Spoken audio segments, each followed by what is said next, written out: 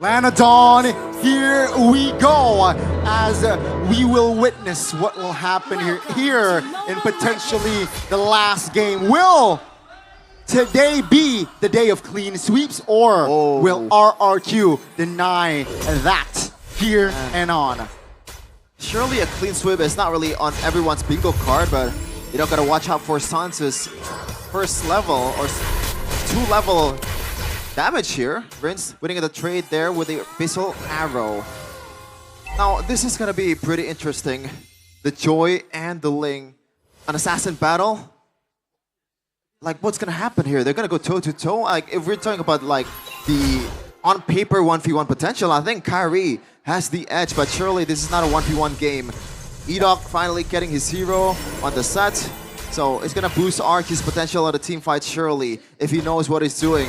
And I bet you he knows, because he is the MVP of Season 15. Kyrie, though, eyeing for engage. Let's see, Edok still has the flicker, will not be able to have the time to flicker out of danger. That's gonna be first blood for ONIC. Oh, very quick on the uptick, and that's the advantage, I guess, for essentially both junglers, because the rotation speed is amazing for both. But Kyrie was able to get there fast enough with the Finch Poise.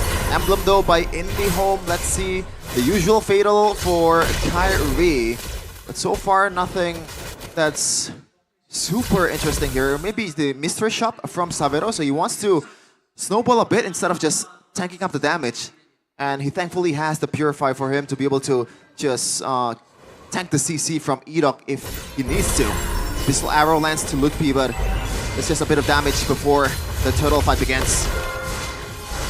Let's see here, RRQ, seems like they have Pryo. Dyron level 4, Rin's almost level 4, but yeah, ONIC, it seems like they will not force a fight here. Oh, perhaps I might be wrong. Sans with the diversion play, Rin's caught off guard. That's gonna be Dyron here. Glorious path by Luppi with the engage finds Edok. Revitalized pop, ONIC. Will they fight more? Edok under the turret has the implosion, but Edok will fall for Lutpi.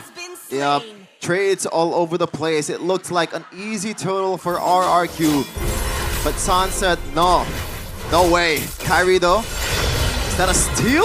Yeah, retribution used, so orange buff taken away. Keyboy has an engage. Oh my goodness, Tsujin, level 6. Oh, the damage should be enough as Kai jumps in! Tsujin finds an angle to get away. RRQ, they have counterplays here as 4 members is onto Kai, deleted Keyboy, isolated, and this should be a free kill as a glorious pathway actually committed. Oh, no way! The cowboy shot! The minuscule mechanics actually favors the Sky Kings. Gila Sans again! What was that? I thought Edok was making the right play, and it was the right play, trying to drag out both Sans and also Keyboy outside of the diversion area, but not enough apparently. Insane mechanics and also recognition that he needs somehow, you know, save Keyboy from his demise. But speaking of Keyboy, he is on the Badang once again, Gani, and we know he is 100%, yes, before this day, he is 100% on the Badang. 10 matches or 10 games he played on his hero. We saw Tsujin finding a cheeky angle to escape Pen. San say, hey, we can do better. Let's see here, reset gold. Yeah, very, the difference is very low.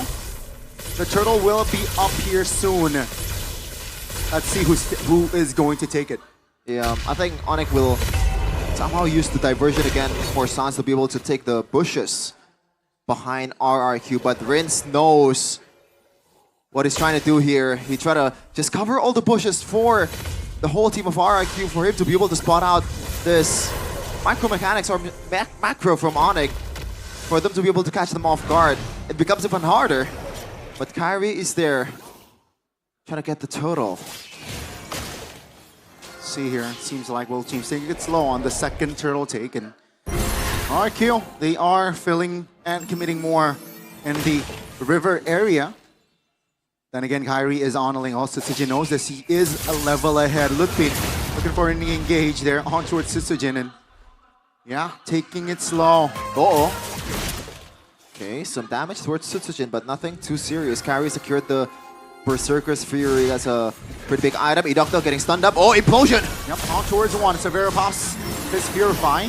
RRQ, what will they do? Edoc, half HP, Glorious Pathway committed. Turtle half. Selena doesn't land. That's gonna be Ludwig. Sandbag. Oh! Keyboy finds the connection and 2 members deleted. That's gonna be Sutsujin though, looking for compensation. He moves back, but ONIC, they will be in control of the turtle. Immediately after I mentioned that he is still 100% on the Batang, he proves that this is why he's been unbeatable on this hero. Absolutely crazy from both Keyboy and Sans in this early of a game, and that is why they're the best roamer mid lane duo in MPL history. Sutsujin might be in trouble. No problem for him. Let's see. RRQ, they need to at least find something trade-wise. They are behind on gold. Map control. This is perhaps the play. That's gonna be the implosion. Flicker committed. 2 members caught. Tempest Blake also triggered, but nothing else. Sutsujin, half HP. Ludwig misses. Yeah, RRQ, they tried earlier, but great spacing from ONIC. Yeah, this is why Batang is such a good pick here. And even the Phobias, because you have this engager, the Edoc, even Sutsujin, is gonna have a hard time for them to be able to get into the team fight, because these two are engage denier, assassin denier. It is difficult for them to make the right play when you have these knockups, when you have these cancels from the first kill of Keyboy, and also not to mention the fist cracks that has been on point in this game. It's 1v1 once again, Sutsujin and Kyrie. This time Sutsujin will take on a jungler, not like the last game. Seems like they will not commit on towards a 1v1 just yet though. Yeah, both teams taking it slow on it. They know that they have Prio here, 2k gold top lane. Almost, right? Almost taken down. So, yeah, map control. It's all blue for now. Yeah, and I'm not sure if RRQ wants to contest this. Yes, they have the tools. And if Rince can land a hook or a good abyssal arrow, and that would be a difference maker before the team fight begins. And there you go. Sutsujin is just gonna split and try to get the bottom turrets, the first tier turret for himself. And I think that's a good move, knowing that RRQ is at a massive disadvantage in this fight. See here, Kyrie pushing bottom side, but hasn't really shown. So the fog of war here, playing it with it. There you go. That's the show from Kai. No real call just yet here from RRQ. Keyboy spotted out, taking it slow as the turtle will shift, and it becomes a lord. I'm not sure if I saw it correctly, but I believe Kyrie picked the magic shoes in this game. That's weird, considering that he's up against a Selena and also Edoc. I think extra CC immunity will come in handy if he's ever, gets stunned up for a long time. That would be a difference maker. There's 25% of CC immunity or CC reduction should be something that he's looking for. ONIC, they're not biting on towards the objective just yet. They know that the long lane presence of Kyrie will help them immensely before they want to take the objective. Wow. Just the play, right? ONIC, they know they have the far lane prio, so they are right now just manipulating RRQ and not forcing a fight.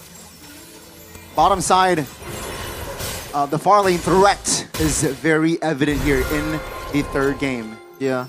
And currently, right now, I don't think they have enough damage to do this kind of play. This Edoc and Toy burst down towards the Ling. If the Granger gets the item, yes, maybe they can do that, but currently, no. Edoc, though, can still play. He might be looking for someone, but no conversion just yet. But back to the point, so Kyrie can just stay in the long lane as long as he wants to, and the only thing that can kill him is probably Rince landing a solid arrow. Even then, the Tempest Blade is an easy get-out-of-jail mechanic. Seems like diversion play will be top. Ludwig now will be taken down. Oh, Keyboy no. doesn't find the connection here. ONIC 5v4. Dyron now looking for a fight. Keyboy goes down. Now it's going to be a 3v4 still, heavily favoring the Kings of Kings.